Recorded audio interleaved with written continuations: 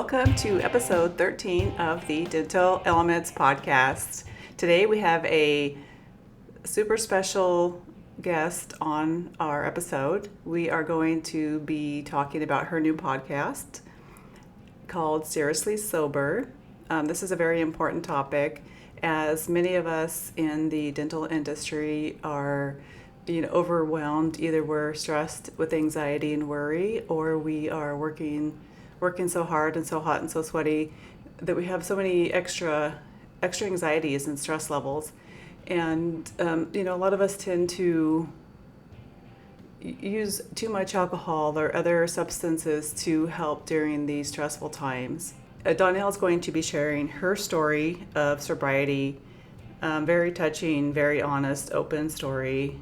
We'll show you the journey that she went through and how she was able to find recovery in her life, and talk about how, as professionals, when we see our patients, how we can help them in learning and coping with the stressfuls. We are the only people that they get to see. We're the only socialization that they're having. So it's important that we're aware of these issues and that we can help our patients as well. So please enjoy the episode and watch for Dawnell's podcast, Seriously Sober. Once again, thank you so much for listening.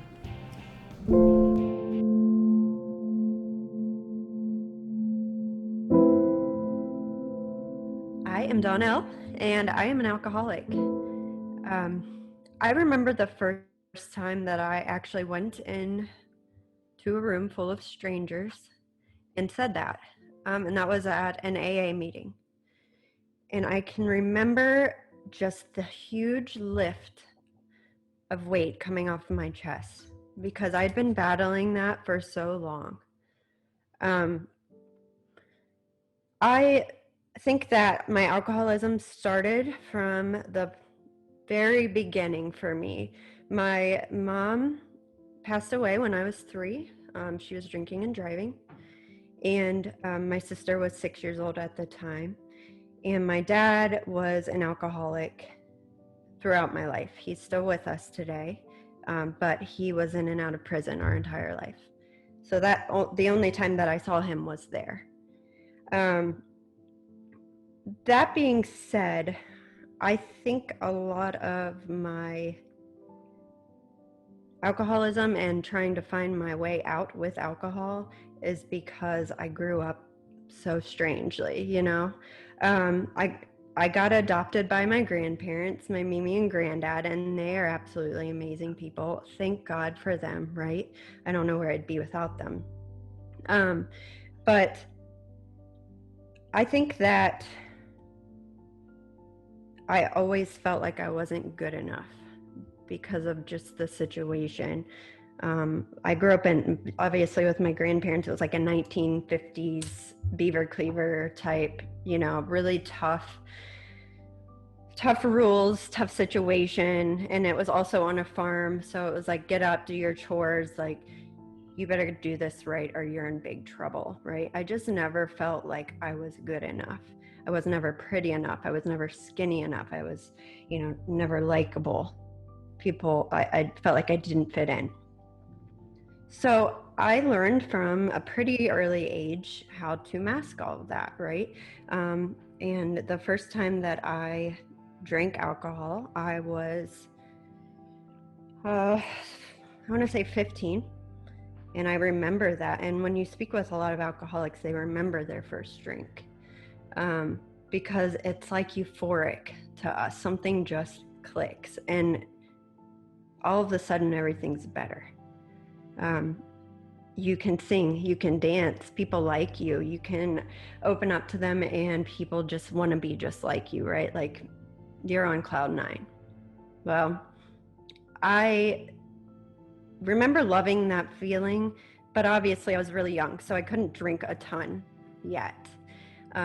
When I finally got to college, I started drinking a lot. I mean, daily.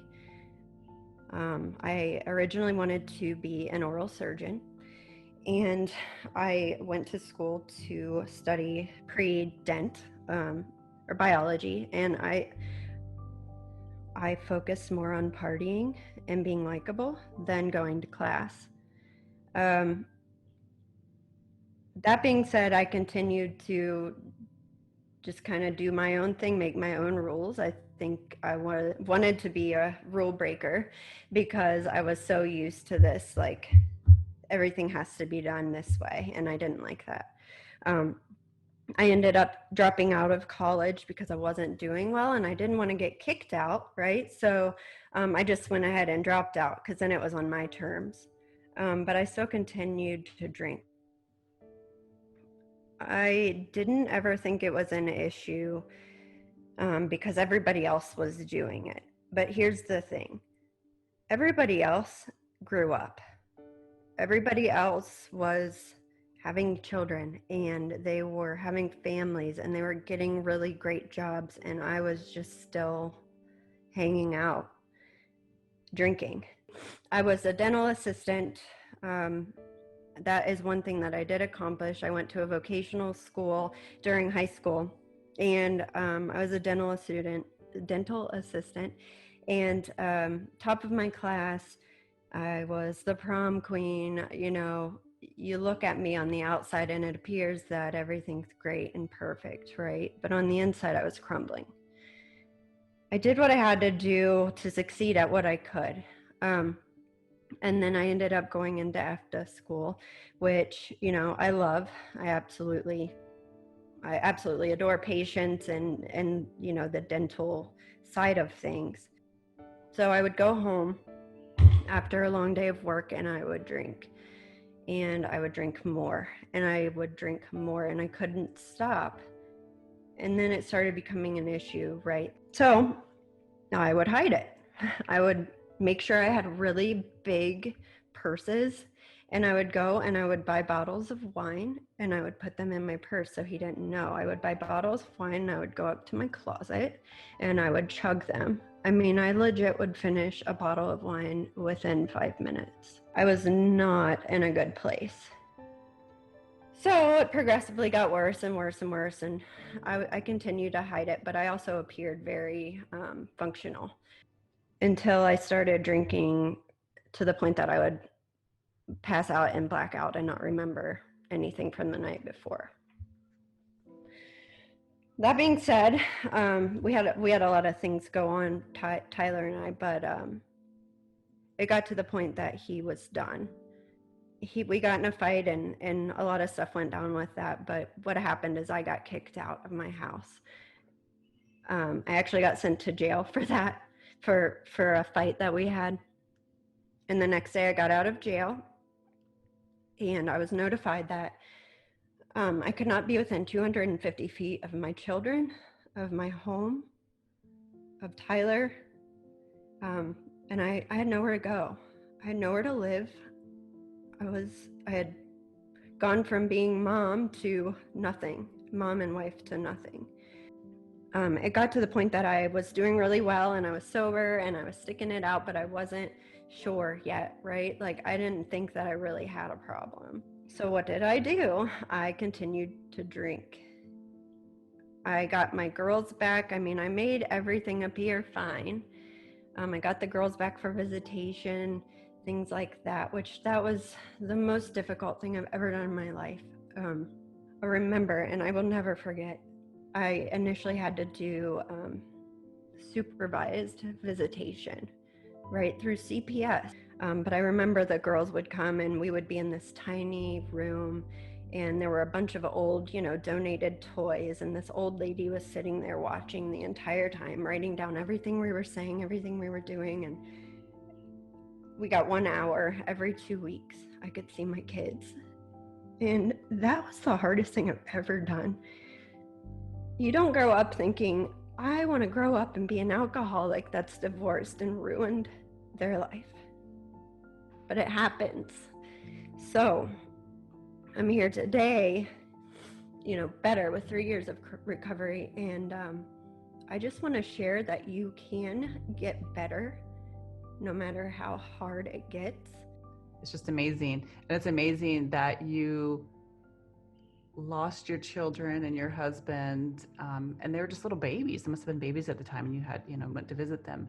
But you said you didn't think that you had a problem. You still didn't think that you had a problem. So what got you so serious to get sober, to realize that it was finally time? What was if that wasn't your rock bottom, what actually clicked in your head? What did it take to actually get you to make the change? So no, that was not my rock bottom, which you would totally think it would be, because that's terrible for anyone. My rock bottom was when I went to visit my grandparents that raised me, and I had been pretty good. I had been sober for, I want to say, 3 months. So I thought I was ready to go out there, and I went. It was actually Thanksgiving, and I don't know what it was, but my family, like, I was just really anxious about being around family, right? That's like a really stressful time. Like, they're all wanting to know where you are in life and what you've been up to. And, Nosy. Yes, they are nosy. And it's, I knew they all knew what I've been up to. And that's like no good, right? Like, whatever. So I went to my grandparents' liquor cabinet, and I convinced myself that it would be okay to just take a little shot of gin, right, to get the edge off. Well, one is never enough for me, right? Like, I'm not a normal person, and I recognize that now, but I cannot stop when I start.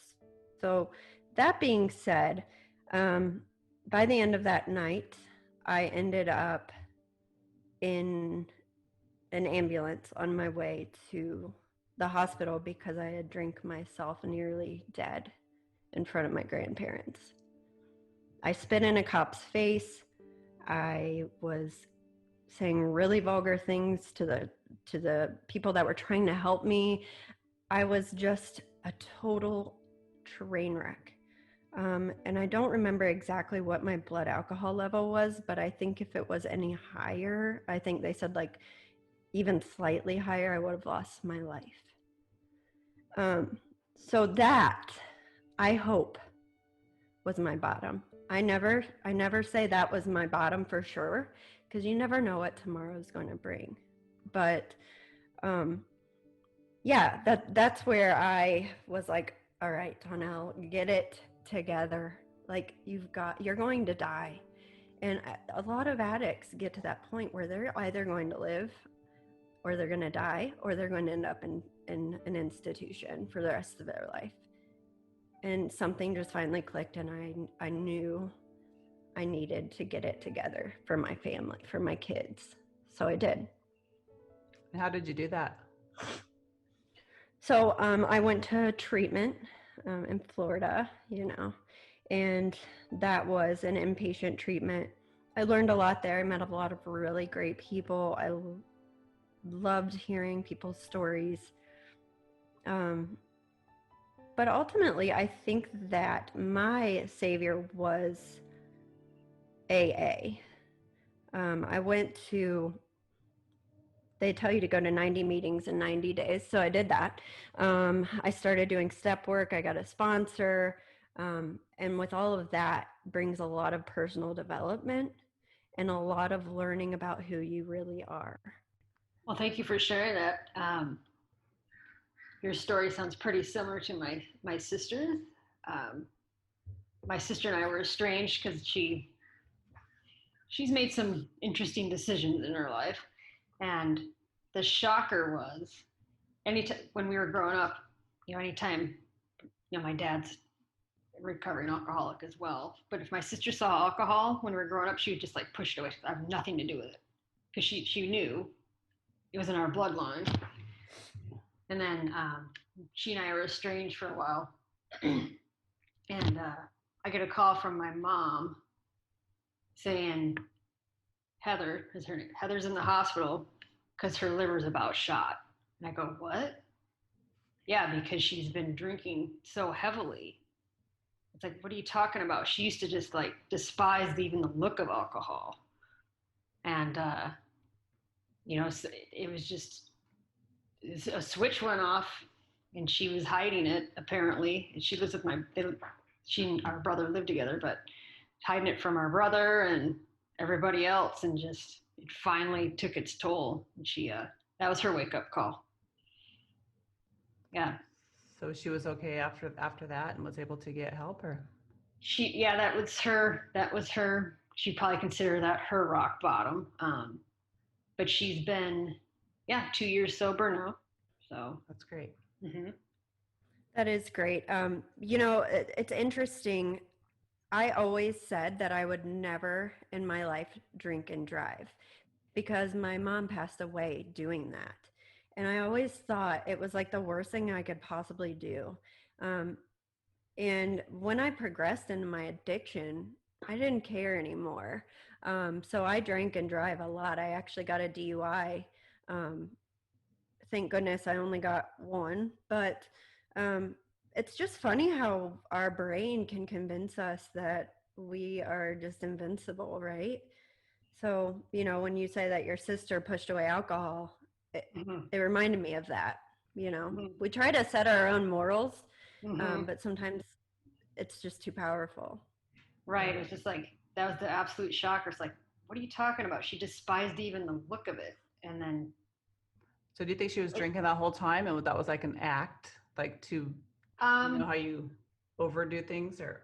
right. And she and I talked about that. No, she goes, it was just she had too much on her. Little backstory: she had a child at the age of 30 that she adopted out, actually, which is a really good decision on her part. She financially and emotionally couldn't do it. I applaud her for that, and I think that's when it started. And that was, see, Emma, she's 10, so probably about 10 years ago. To kind of fill that void, like Yeah. that hole. Yeah. Mm-hmm. Yeah. I think that a lot of people do things to fill, whether it's eating, shopping, drinking, if you have that addictive personality, or if you can't face things, then you find something to fill that void. Mm-hmm. And so Dawnell has her own podcast as well. She started a podcast recently. And so we would like to share that with you. We're very excited and proud of her for doing this. And we'll let Dawnell tell us about her project that she has. So it's a podcast and it is called Seriously Sober. There are a ton of sobriety podcasts out there, but I thought maybe, just maybe, I could bring one to the table. A lot of them are very glum and like just, sad. And I wanted to get it out to people that recovery is actually a really fun thing. When you're first getting into recovery, you don't know how to function without alcohol, and you think that life is going to be so stinking boring, right? So I brought this out to share a lot of stories, right? I bring a lot of different people on there, and they bring their experience, strength, and hope, and they talk about what they did to recover and what their life is like now to bring hope to everyone. So my goal in life, or with this podcast, is to just be that inspiration for someone to keep going, because I know how hard it is. Mm-hmm. So yeah, I'm really excited. Well, that's great. You said, and I haven't listened to any other sobriety podcasts, but you said they sound like they're kind of glum. So you're putting Yeah. a positive spin on what you could accomplish from recovering. So that's great. Yeah, and I'm just like a bubbly personality, Mm-hmm. right? Like a lot of us in dentistry are like that. We're just like, wow, all over the place. Um, and so I'm like, what? I want to bring some fun to it. It's a Mm-hmm. serious thing, right? Which is why we said seriously sober. Um, but you can also make light of it, right? You can embrace the good part of recovery. Um, I embrace the fact that I did it, and I have accomplished so much since I've gotten into recovery. Mm-hmm. And it's been a great life, better than I could have ever imagined. So, Are you drinking coffee right now? I was going to I ask am. because I've gone to AA before, in my childhood, some Al-Anon stuff and a few AA meetings. and there's a lot of coffee there. Do you, There, is there still a lot of coffee there? And do you drink a lot of coffee? oh, yeah, so AA, yeah, it's well known for like its crappy coffee. Like the big pots of the, not even Folgers. Oh, it's so bad, but I'll tell you, like, since the Sugar. COVID, yeah, the COVID pandemic has really slowed down my meeting goings. I do them online, but I miss the crappy coffee. I do. Yeah, and I think because with alcohol has so much sugar in it, like especially in a wine, and then so if you're not drinking, then you crave a lot of sugar. And so I know like Yes. they do a lot of sugar in their coffee and stuff too. But hey, one thing at a time. Oh, I Yeah, think like yeah. you were saying with COVID, you're not able to go to your meetings. I've seen patients.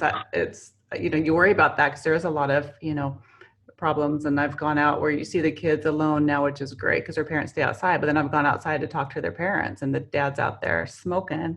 He's like, oh, I'm his hygienist as well. He's like, oh, I'm so sorry. I started smoking again. And this COVID, it's got me just stressed out. So I started smoking again. I'm drinking a lot. He just started blurting. He's like, I'm drinking a lot. I'm drinking so much. And I hear that a lot from people. They're totally like depressed and stressed, and they're going back to their vices. And it's a hard time for people, people that are struggling with addiction and trying to, survive. Yeah, it is alarming to me. I just spoke with a treatment coordinator at the facility that I was in, and they are expecting the rates to go way, way up. Obviously, right? People are sitting at home, they're stuck in their head, and a lot of people don't know how to fix it other than masking it with substances. So we're going to see a lot of addiction rates go up. That being said, even people are going to be afraid to go to inpatient. It's already scarier than heck, right? But we don't know how clean those places are. So it's a scary time for addicts for sure. And I actually had an episode yesterday. I spoke with a gal named Jen, and she had said that, it was interesting. The alcohol, places didn't close down, like the liquor stores. And she had found out that it was because if the liquor stores would have shut down, people could have died with like going through withdrawals. There would have been a big increase in death. So I was like, wow, that's real, right? I didn't think of that either. Like, yeah. Yeah. Oregon, marijuana's legal. And so we have like marijuana stores more than Starbucks. And so they were all open. And it's like, well, that doesn't make sense. If you can't go to the gym or go to church, why can't you buy alcohol? And I didn't think of that. Yeah. And then you're drinking home alone. So it's not like you're going out to a nice restaurant and socializing and having a drink. You're not. Yeah. It's a scary time for sure. Mm-hmm. Thanks for bringing that up. Yeah. I don't want to bring this up right now there, but like suicide, and they talk like some serious stuff. And so a lot of us in dentistry right now is so busy, not just because it's healthy and people need to get their mouth taken care of, because a lot of it's because you can only go so many places. And so that's one thing that they're free to do. They're like, oh, dentistry's open. Let's go to the dentist. So now it's an outing, it's something to do. So we're working more as counselors than ever. Which is great. I love doing that. I love helping people, obviously, and coaching people. And so a lot of the times when your patients are in your chair, that's what I'm doing a lot is more personal, like counseling. Seriously. Mm-hmm. Mm-hmm. Mm-hmm. I agree. It not only is busier, but the COVID, the new protocols and things like that, it makes you just like, you're just I know for me, my mind is just everywhere. Did I sterilize this? Did I spray this down? Did I wipe this twice? And it's a hard time in dentistry for dental professionals, because people want to come in because they're bored, right? And they want to tell us their life story. And it's like, for me, I'm a caring person, and most of us are, right? I want to help counsel them, like you were saying, Cindy, but there's no time. Mm-hmm. So I feel like a lot of times I'm like, oh, really? That happened? That's a bummer. I gotta go. And mm-hmm. that really was weighing on me. That contributed to me doing the 2-week notice as well. It's a lot of responsibility, especially for somebody that, like yourself, that has their own, issues with anxiety and coping, and it brings those up in you. One thing I do is I make notes in the chart really well, and then I forgot what I was going to say. To get them to that next step, just to make sure to, that they follow up on themselves and take care of themselves. And a lot of the patients now, the ones that come in before that are like senior citizens, even before that's their big outing, they come in because they want to talk to somebody. They don't want their teeth cleaned. Their teeth are disgustingly dirty, but you only have so much time. So sometimes I'm like, okay, this is your out. And I'll put that in my notes too, like patient wanted, have a lot of questions, or just so just in case. But if that's what they want and they want to talk, and that's health too. It's mental health. It might not be getting plaque off their teeth, but it's overall, I consider it overall health, right? It's just, it's really important. So when you started this podcast, was the impetus thinking about focusing on dentistry, people in recovery, since that's the you're in? So that's funny that you bring that up, because I was actually on an on-DM call, and there was a lot of talk about, if you want to be something, then be it, do something big if you want to do it. And I'm sitting there, like, this call got me really pumped, and I'm like thinking, what is different about me than, most dental professionals? And so immediately I'm like, well, I have experience with addiction and recovery.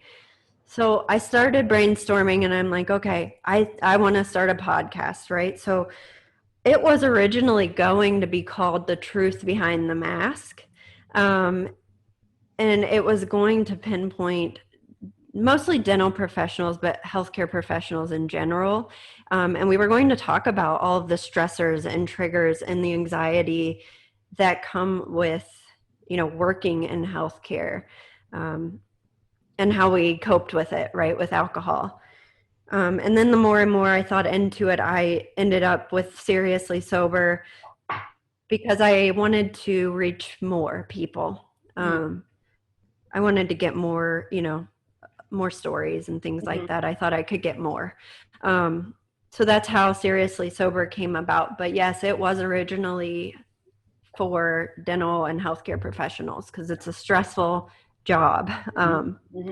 Yeah, especially if you're in a toxic work environment.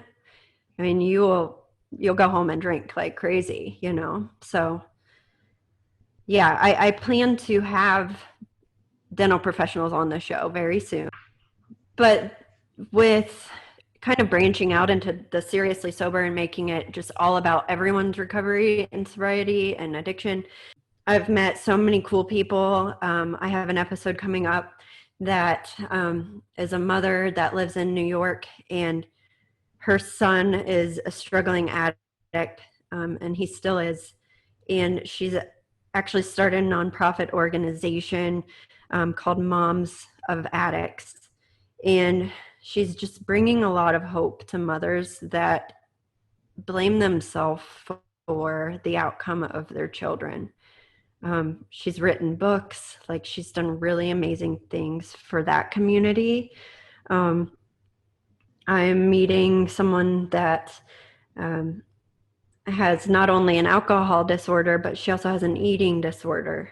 So we're going to be on the show branching together how that, coincides with one another. And it's just going to be really cool to get to hear all these stories. And it's not just to help other people, right? Like, as someone in recovery, you're told to do service for others. And that's exactly what I'm doing. And what that does is that makes me stronger in sobriety, right? That's accountability. If I were to turn around and drink tomorrow after, launching this podcast on sobriety, shame on me, right? And it can happen at any time. It can. But it brings a lot of accountability. So that's why the podcast really helps me personally. Yeah, I'm excited to hear what the guests you're going to have on the show. And, the reason we start podcasts partially is to hear people's stories, because people can relate to them. I'm new. I'm very green at this. I got a lot of help from Cindy. learning how to even start a podcast, for goodness sake. I had no idea. I had no clue what I was doing. I just knew I wanted to do it. I listened back to some of the first ones that I've done. I've only launched 3, for goodness sakes, but episode 1 and 2, I'm like, I don't know. Are people even going to listen to this? Right? Like, I don't know. The audio is not great, but listen, that's the whole point, is we all are human beings, right? Like, we're not perfect. And it's so amazing because I've gotten so many messages from people that are like, wow, that inspired me so much. Thank you so much. Like, this is going to be a game changer for my recovery. Or, I had a gal that said I was doing so well and then COVID hit and I relapsed and I just cannot stop. I cannot stop drinking. What do I do? And I can help her. That's like where it's at, guys. That's why I'm doing this. So I'm so abundantly blessed. That is awesome. And yeah, with podcasting, we're the same way. And that's what I like about podcasting. It doesn't have to be perfect. Perfect is boring. Perfect is fake. Perfect is acting. And podcasts are just real. And you can hear dogs barking and chairs squeaking, and that's okay. And so it's hard not to, that's what I was working with mentoring Dawnell, is to let those things go. And it's hard because I've chopped some stuff up so much before too, that there's nothing there. So, and that's what we do to ourselves. We hide all of our imperfections to where there's nothing there. And everybody has a story, and don't chop it up. There's a lot of critics out there, but don't let them, they're imperfect too. Exactly. So in the very beginning, we got, all 5-star reviews. I'm like, oh, that's awesome. And then somebody did 1 star. And at first I'm like, what? But then I'm like, oh, who gives somebody a brand new podcast that's only had 2 episodes of 1 star? And so it takes experience and self-development to understand that, our podcast isn't perfect. Of course it's not perfect. We're just doing it from on our own. It's new. It's them that expects perfect or wants perfect or whatever. And so then instead I'm like, that is awesome. That's a compliment. If somebody is jealous or doesn't think it's perfect, that's actually I changed it around. I'm like, that's a freaking compliment. It's all about self-development. And what we need to understand is everyone appears one way on the outside and they're completely different on the inside. Who are we to judge anyone? Like I was saying, we all have a stinking story. And thank you, girls, for sharing that you've got alcoholism in your family as well, because most people do. It's just not talked about. And it's time to talk about it, guys. This is like a big time for us to really make sure that everybody's going to be okay, because COVID is really scary right now. So thanks again for that. Yeah, and then that's kind of what April and I do with self, personal development, self-development, and coaching, is to keep people's minds healthy and keep them, confidence and build confidence. And we just had a great meeting with one of our mentees, and it's so important. And do we get to meet your husband, April? No, it's actually hey. Darren. What? It's a neighbor guy. What? See, everybody's got a story. Let's hear yours. Right. Yeah, hey, neighbor guy. Is he wearing overalls and no shirt by chance? No. Yeah. Side note: watch out. Here from Vietnam. My husband poached him from the Vietnam project to work in on a project here. Oh, so, nice. Okay. Yeah. What's he doing in your apartment though? He's been staying with us. Oh, okay. Yeah. We'll let that go then. Oh wait, he wasn't supposed to show up at this time. We're running a little bit longer than normal, but I told him 1:00. You always give yourself a half hour. I'll teach you. No. I also do coaching on. Just kidding. So Dawnell, I'm going to tell my sister about your podcast. Yeah, please do. Please do. Yeah, if she ever has questions or anything, she can reach out to me on Instagram. Okay. Yeah. Yeah, she's a very stubborn, proud person, but I'll certainly pass along that you're doing this podcast, and hopefully she'll listen to it. Yeah, most of us addicts are stubborn. Yeah. But yes, I'm so happy for you, because I've seen so many people with the struggle, in my own family especially. So Yeah, it's real. It's real. Mhm. And just real quick, I do want to shout out to you guys, because being a family member of someone that is struggling with alcoholism or addiction is hard, right? I mean, like Cindy, you had alluded to Al-Anon earlier, and I think about all of the things that we put our family through, and I've put people through the ringer, right? I just want to say, like, kudos to you guys for staying strong for them. It's hard. All right. Well, thank you so much, Dawnell. I'm so excited to listen to more episodes of your podcast and for being our guest today. And we can find, are you on do you have your podcast on Apple and everywhere yet? Or?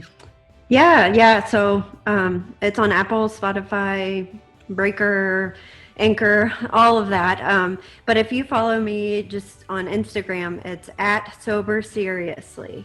So you can follow me, and then there will be a link to all of those platforms if you want to listen in. Okay, great. And we'll share your link too on our Instagram @Dental Elements Podcast, and then on our Facebook page, Dental Elements Podcast. And you can find all the information there. So go Dawnell. I'm glad that we were able to talk to you today, and I'm sure we'll chat some more soon. Okay. Yeah, thank you so much. Bye-bye. Bye, Dawnell.